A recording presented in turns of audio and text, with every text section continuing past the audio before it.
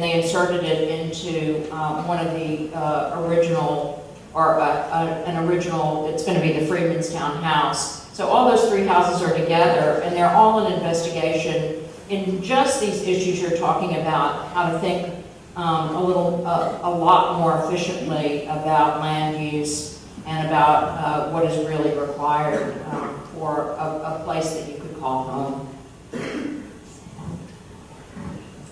I'll just add that, and I'll try to be brief, that, you know, again, the CLT model is one that can take place at a number of different levels. I don't know if there's anyone in here from Irvine, California, but El Toro is a community that has one of the largest municipal parks, and around it, the housing that has been built there is in a municipal land trust. Approximately 10% of the city's housing stock is in trust to allow for lower income, working class, middle income households.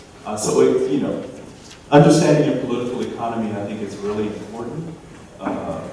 But in most places, what we have seen is that model really resonate from the bottom up and be more community-based.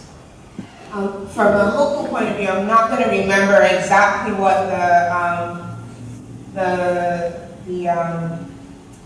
program is, but I do know that in a few districts, not the third ward, but some outer-lying districts, there is a plan for, I think, about 400 low-income family homes. About, I don't want to lie, so I'm not going to give you square footages or anything like that. But to say that there are architects that are collaborating to create unique housing for the small and low-income family, and that's something that over the next few weeks there are a few workshops in terms of designing those types of homes. So things are starting, but for the architect, when it comes to housing, the money is gonna come from the government and the municipal level, right? When you see those big condominiums, et cetera, those go up. That's the sort of commodity housing that's coming from developers. I mean, believe you me, we all here feel very just as frustrated as you do about that type of development, where certainly there's no consideration for the community, seems hardly any consideration for the street, and all we're thinking about is getting maximum dollars in return. Like Jeffrey was saying, it's just about that marketability. But we certainly are seeing that there is a movement in terms of developing that low-income housing, and architects playing a huge role in making sure that everybody gets the design quality that they deserve. I love this language of stewardship. It's a nice broad thing because I hate stabilization because it's so technocratic. You gotta measure things.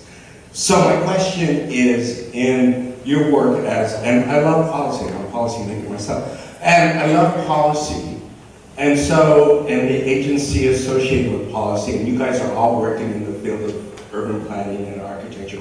So I want to know, how do you assert the arguments around the poetic nuances of a locale, a bench, a whistle, a sign, and how does that go into your argument making? Because that is part of stewardship, being a good, Row House, do you have a sign? Like something that says I'm from this hood?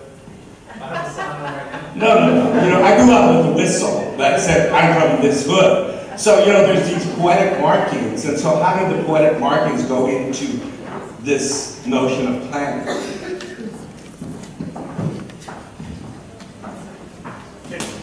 Can I offer just one response, which is that I mentioned at the beginning that the projects that I am able to take on with my students, by definition, they're student designed, student built for people, for communities that don't have a lot of extra disposable resources.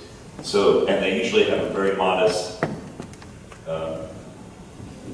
task to accomplish. Usually it's to make shade because we don't have enough trees or they have been cut down.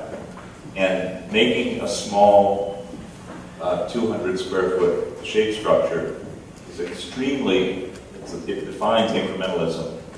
But our goal, our responsibility is to respond to the locale and the specifics of the place with every bit of as much insight as if we were designing a major museum.